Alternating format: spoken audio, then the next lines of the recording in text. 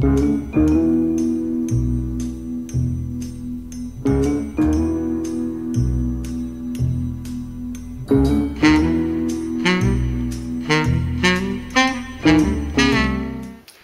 everybody, today we're making homemade bread.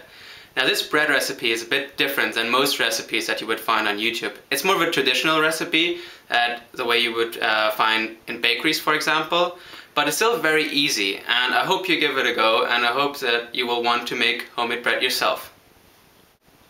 So the ingredients for this recipe are 100 grams of whole grain flour and 400 grams of white flour. So the first ingredient is flour, of course. I'm using two types of flour for this bread recipe because I think it makes it taste nicer. I'm using some strong white bread flour and some nice whole grain bread flour, but you could also use wholemeal bread flour. Now, if you're making bread yourself, try to get the best quality flour that you can. If you're already going through the bother of making your own bread, try to make it as good as possible.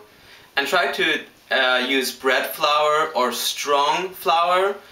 I think there's more gluten or protein content in that type of flour, which makes the dough lighter and stretchier, so which makes for better bread dough, of course. 1 sachet of dried baker's yeast. So the second ingredient you'll need is yeast. I'm using dried baker's yeast. You could also use fresh yeast, but I think that dried yeast is much easier to use. Don't forget, this is not baking powder. You can't use baking powder to make the kind of bread I am making. But this yeast is great, and 1 sachet like this will be enough for 500 grams of flour, so the amount we're using today. 330 ml of lukewarm water.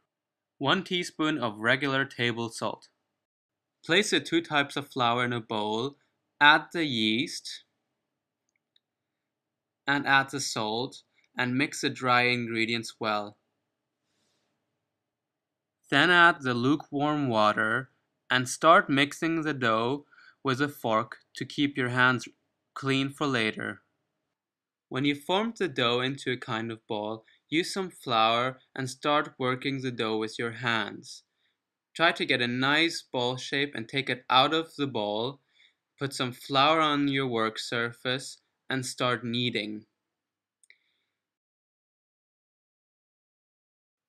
To start kneading, hold the dough with one hand and push it away from you with the other. Then turn it 90 degrees and repeat the process. This process stretches the gluten in the dough, which is what we want.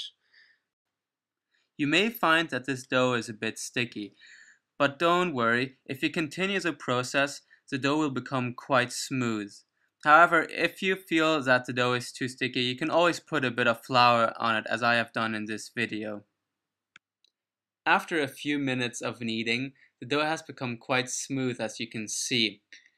Continue kneading the dough by rolling the dough out with your palms. Continue this process for at least 5 more minutes.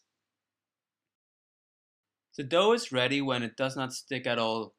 As you can see, the dough doesn't stick to my palms anymore. The next thing you have to do is to shape the dough into a very tight ball in order to let it rise. As you can see, I'm tucking the edges of the dough into a nice circle, and then I turn the dough around and shape the dough into a nice tight ball with the edges of my palms. You should really try to shape the dough as tightly as you can so that it rises regularly. Carefully place the dough into a lightly floured bowl and dust the top with flour. Place a tea towel over the bowl and let the dough rise at room temperature for 30 minutes or up to an hour even, until the dough has doubled in size. Now remove the dough from the bowl and deflate it by poking the dough with your fingertips. This process removes the gas or the air that has been created during the rising. Shape the dough back into a tight ball just like before, and then place the ball onto a well-floured cutting board and leave it to rise for a second time. It's best to cover the dough with a bowl or a tea towel when it rises for the second time. Put a baking tray into the oven and preheat the oven at the highest temperature, usually 250 degrees Celsius. This is very important because it gives the bread a nice crust.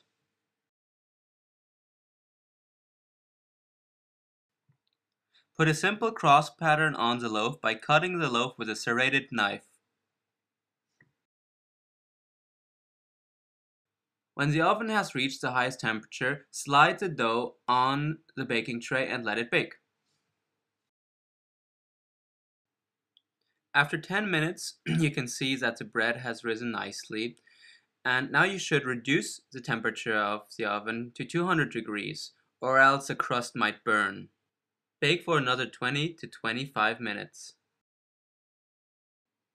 Whenever the bread has baked, check the crust with your fingertips to see if it's nice and crusty. If you really want to make sure that the bread is cooked thoroughly, take a toothpick and put it in the bread and take it out again, and if it comes out clean, it's baked. Now remove the bread from the oven and put it on a cooling rack. Don't leave it to cool in the oven. So our bread is finished now. As you can tell, it looks very different than when we put it into the oven.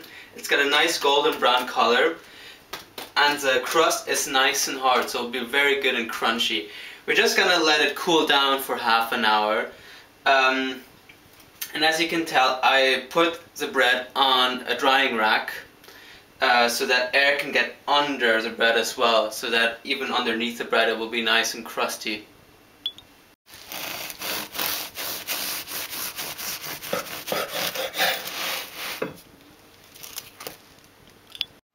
Now it's time for tasting. So AC, would you please taste my bread?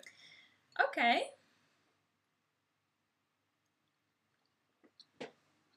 Is it good? It really is good. So I hope you enjoyed this video, and I hope that you're gonna try to make this recipe yourself.